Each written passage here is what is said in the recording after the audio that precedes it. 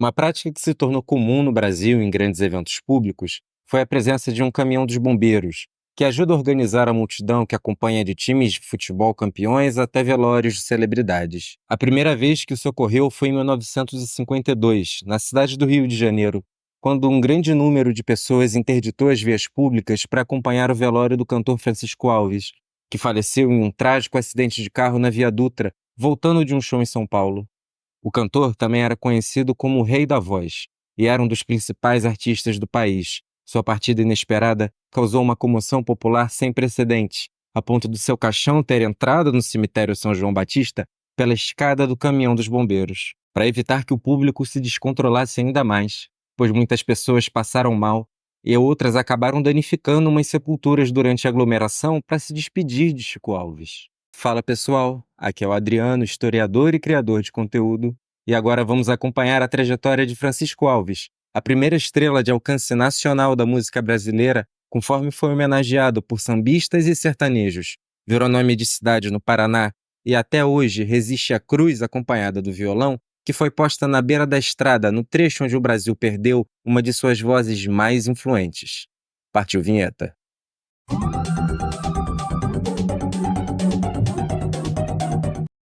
Francisco Alves nasceu em 1898. Foi criado na Rua da Prainha, que virou Rua do Acre, conforme os projetos de modernização fizeram.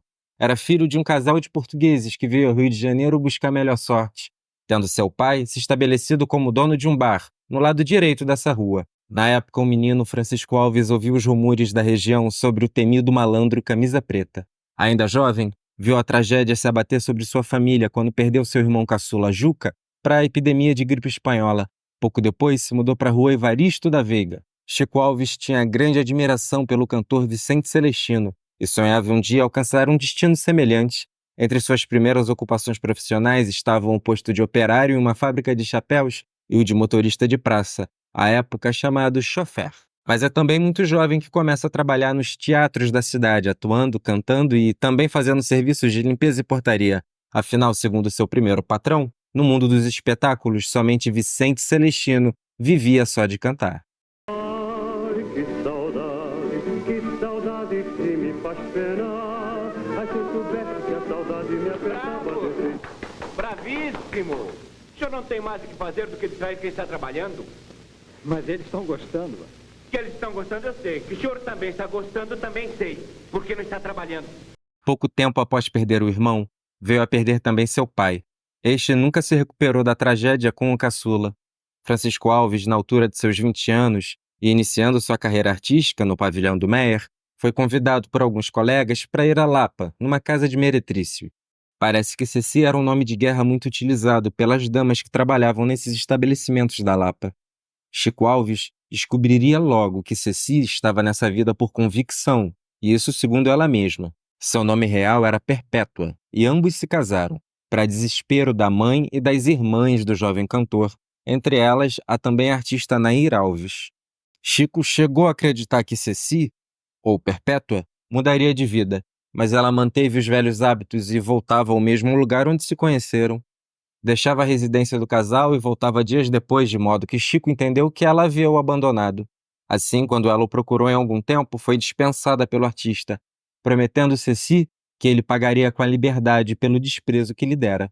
Ceci, ou melhor, Dona Perpétua, reapareceria mais de 30 anos depois, com 2 filhos de 13 e 14 anos, alegando serem herdeiros de Francisco Alves. O caso foi um grande escândalo público e ainda voltaremos ao assunto. Mas o caso foi a júri e Chico Alves venceu por unanimidade, uma vez que foram comprovadas algumas mentiras da parte de Perpétua. O início de carreira de Francisco Alves foi bem acidentado. A companhia do Meyer se reorganizou em Niterói depois da passagem da gripe espanhola, mas não resistiu por muito tempo e logo o cantor se viu desempregado.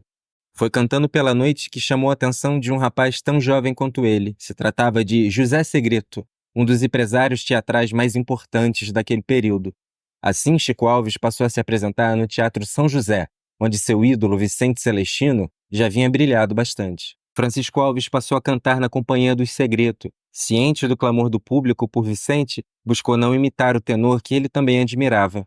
Tempos depois, de volta de uma turnê nacional exitosa, Vicente, no Rio de Janeiro, ao encontrar Francisco Alves no teatro, o convidou para se apresentarem juntos em cinemas e teatros, em uma espécie de duelo de cantores.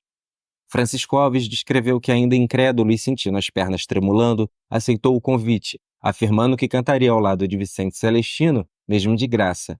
E, de fato, a Companhia dos Segredos promoveu espetáculos onde a estrela Vicente Celestino dividiu o palco com o iniciante Francisco Alves. Por essa época, o jovem cantor também conheceu o principal compositor do momento, Senhor, que prontamente viu em Francisco Alves um intérprete de potencial e passou a aconselhá-lo, e por fim o convidou a gravar seus sambas. Senhor contou a Chico que o editor musical João Batista Gonzaga, naquele tempo dito filho de Chiquinha Gonzaga, estava deixando a Casa Edson para montar uma fábrica de discos. Assim coube a Senhor e Chico Alves a tarefa de fazer as primeiras gravações dessa nova gravadora, a Disco Popular. Chico Alves contou que o estúdio era em uma casa, no bairro do Engenho de Dentro, que o coro foi composto por suas sobrinhas e quem executou o acompanhamento foi Senhor. Foi tudo feito na base do sacrifício, em palavras do próprio, e não recebeu nem o dinheiro das passagens. O disco não teve boa vendagem e o cantor ficou desolado, pensando até mesmo em desistir da carreira. É interessante observar que o disco foi um fracasso comercial, mas o samba nele contido, Fala Meu Louro, fez muito sucesso no Carnaval de 20 e se tratava de uma alfinetada musical ao político Rui Barbosa. Temos um vídeo aqui no canal que traz essa história. Senhor foi até a casa de Chico Alves para lhe aconselhar a não desistir de cantar, e disse ao jovem intérprete: considero-o mais que uma promessa, uma realidade da música popular brasileira. Acho seu material de voz de primeira, Chico. Que, por sua vez, animado pelo incentivo, respondeu: pensa então que eu canto bem?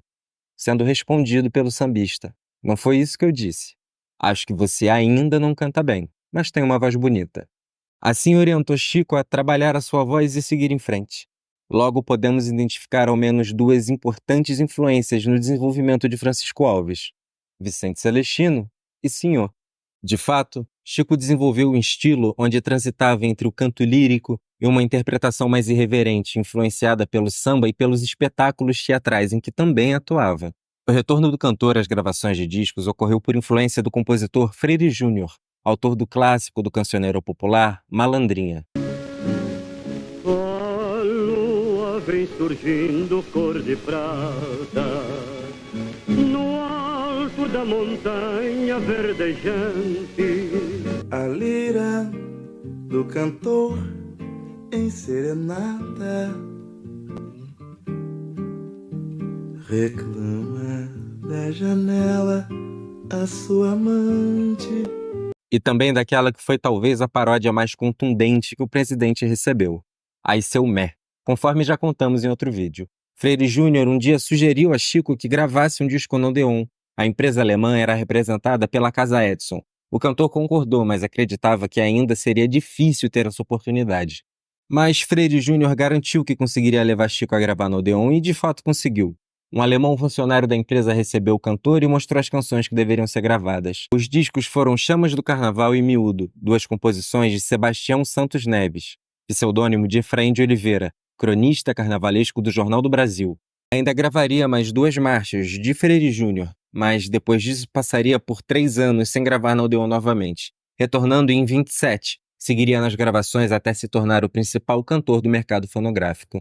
Esse ano foi marcado pela sucessão do governo de Arthur Bernardes, e Chico registrou músicas compostas sobre o tema. Ai Lelé, de Careca, reeditava o sucesso feito ao lado de Freire Júnior em Ai Seu Mé, e uma nova edição de Ai Seu Mé, feita pela dupla Freire e Careca. O queijo de Minas já deu bicho, seu Mé. Eu sei por que é. A marca que usaste de capricho e primeira na geladeira, na geladeira. Lembrando que Seu Mé era o apelido do presidente Bernardes por supostamente ter um rosto parecido com o de uma ovelha, e Geladeira era o apelido da colônia penal agrícola de Clevelândia do Norte, na extremidade do país para onde Bernardes mandou diversos opositores que lá sofreram com condições precárias, trabalhos forçados e doenças. Esses discos foram produzidos no modo de gravação mecânica, basicamente a manivela, mas por essa época chegou no Brasil o método de gravação elétrico, o que refinava o trabalho dos artistas que anteriormente tinham que cantar e tocar no maior volume que conseguissem, para que a máquina captasse o som mais nitidamente. E conforme seguia em sua carreira teatral, Chico Alves foi convidado pelo empresário Jardel Gércules para atuar na companhia do Teatro Carlos Gomes. Foi lá que Jardel pediu que Chico musicasse uma composição de um dos compositores da peça que ensaiavam, Horácio Campos, que havia composto uma letra em homenagem à sua esposa falecida. Chico musicou a composição e a companhia colocou o número no palco. O sucesso foi tamanho que logo a gravadora se interessou em lançar a canção em disco. Chico e Horácio combinaram que os direitos de gravação ficariam com Francisco Alves e os direitos de teatro com Horácio Campos. A gravação se tornou o primeiro grande sucesso do cantor no mercado fonográfico. Cerca de 1 ano e meio depois, Horácio passou a exigir também participação nos direitos do disco. A Odeon e Chico entraram em acordo e pagaram a parte exigida, resolvendo a questão. A canção se tratava de A Voz do Violão, uma das mais icônicas do repertório de Francisco Alves. Há alguns anos atrás, Caetano Veloso a interpretou em um dos seus shows.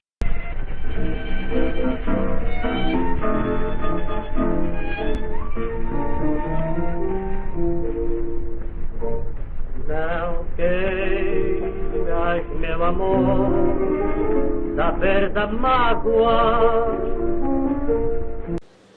Que sinto quando a relembrar-te estou. Já nos anos 30, Chico Alves passou a ter um papel importante para que o samba se mantivesse nas paradas de sucesso depois da morte de Senhor, quando passou a articular com os sambistas do Estácio, Ismael Silva e Newton Bastos as novas composições do gênero que fariam sucesso nas vendas de discos. Convidou outro cantor que foi aluno de Senhor, Mário Reis, para lançarem em dueto sambas no mercado fonográfico e assim imortalizaram peças como Se Você Jurar e Fita Amarela. Esse último, uma composição de Noel Rosa que veio a substituir Newton Bastos depois de sua passagem. Na época, Chico Alves também faria negócios com outro sambista de quem gravaria composições, Cartola. Por vezes, algum desses compositores tiveram suas questões com o cantor, como já abordamos nas histórias desses sambistas aqui no canal. Mas, em geral, Chico Alves incentivou e abriu portas para diversos artistas iniciantes que também alcançaram grande destaque na música brasileira. Foi ele que proporcionou oportunidades para que cantores como Orlando Silva e Carlos Galhardo fossem descobertos pelas gravadoras, sendo interessante observar que, embora Orlando também tenha ganhado muita fama em razão de sua voz impressionante, jamais houve qualquer nuance de rivalidade com Chico. Aliás, quando se perguntava a Francisco Alves quem era o seu cantor favorito, ele dizia Orlando Silva, que por sua vez, quando perguntado sobre o mesmo, dizia que o seu cantor favorito era Francisco Alves. Também foi amigo das cantoras Carmen Miranda e Dalva de Oliveira, gravando também parcerias com ambas e jamais permitindo insinuações maldosas sobre sua amizade com as artistas. Outra amizade de Chico Alves foi com o astro do tango argentino Carlos Gardel, que chegou a prestigiar as apresentações do cantor brasileiro em solo platense.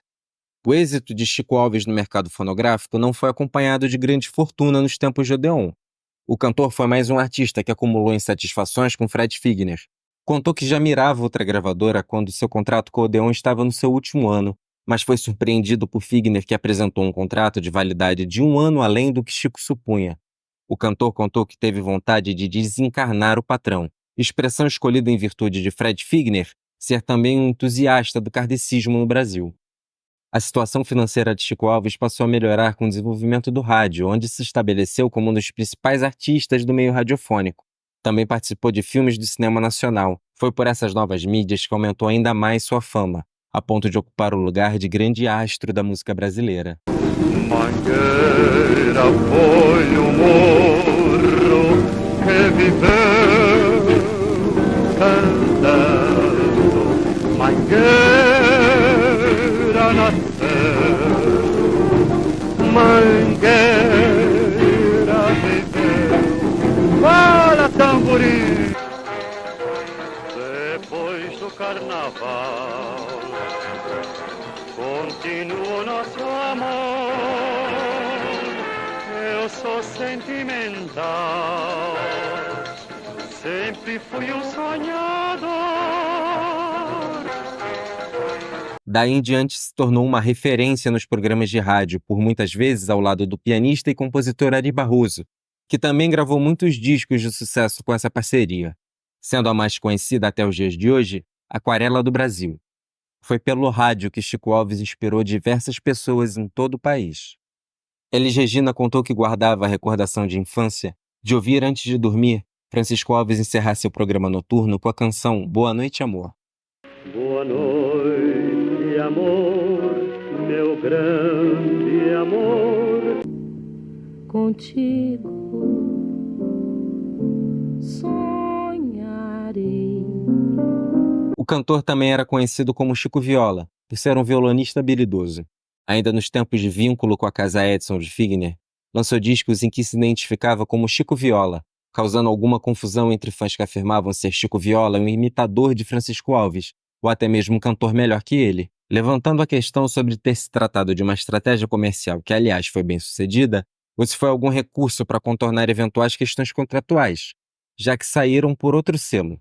Em todo caso, não demorou para que o cantor assumisse com bom humor se tratar ao mesmo tempo de ambos. Voltando ao campo da política, Chico Alves, antes da chegada de Getúlio Vargas ao poder, lançou canções favoráveis ao seu rival, Júlio Prestes, que venceu a eleição, mas não foi empossado em razão dos desdobramentos que acarretaram na Revolução de 30.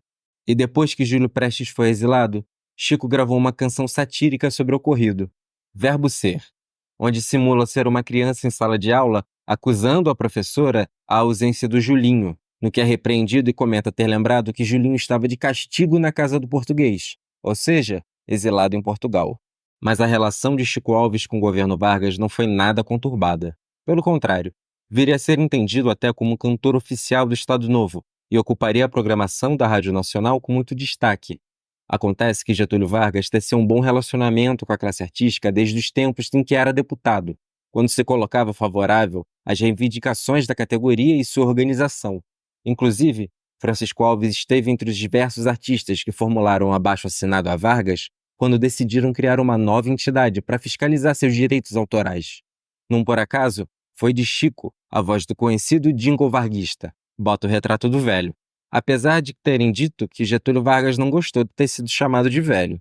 Quando o Brasil participou da Segunda Guerra Mundial, Chico Alves foi o cantor das canções do esforço de guerra, sendo a mais conhecida a Canção do Expedicionário. E para terminarmos de ilustrar a influência do artista, se você já ouviu a abertura da novela Da Cor do Pecado, se trata de uma regravação de uma canção homônima de Dorival Caymmi, lançada por Chico Alves. E se por acaso em uma festa junina você já ouviu Pula Fogueira, saiba que isso também é do repertório dele. Mas essa grande carreira do cantor foi interrompida abruptamente quando Francisco Alves perdeu a vida em um terrível acidente na Via Dutra, quando voltava de apresentação em São Paulo. Foi relatado que Chico Alves passou a evitar aviões depois que Gardel faleceu nesse meio de transporte. O Brasil viveu uma enorme consternação coletiva quando perdeu Francisco Alves. O cortejo parou a cidade. O velório exigiu esforços dos bombeiros diante da multidão abalada pela tragédia. E diversos artistas do país prestaram suas homenagens. Wilson Batista, Tonico e Tinoco, Dalva de Oliveira e Erivelto Martins, em um samba gravado por Nelson Gonçalves, que, por sua vez, mesmo tendo alcançado grande destaque como cantor, dizia nunca ter chegado aos pés daquele que foi chamado de o Rei da Voz, Francisco Alves. Era Francisco Alves, um grande cantor, inegavelmente. Os que estão aí, inclusive eu, não chego nem no pé dele. Não é verdade, eu digo você que eu conheço. Logo após o falecimento do cantor, Perpétua reapareceu protestando na justiça o direito sobre os bens de Francisco Alves. Mas em 1957 o caso recebeu seu desfecho na Suprema Corte. Perpétua foi considerada viúva e única herdeira de tudo o que foi construído por Chico Alves, pois ainda que fosse sabida a vontade do artista e as calúnias de Perpétua, o casamento nunca foi dissolvido legalmente. Eu fui ao Morro do Salgueiro, procurei o ano inteiro por um samba de arrelia. Não vi que a cadência dos seus olhos, batucando de alegria, era o samba que eu queria.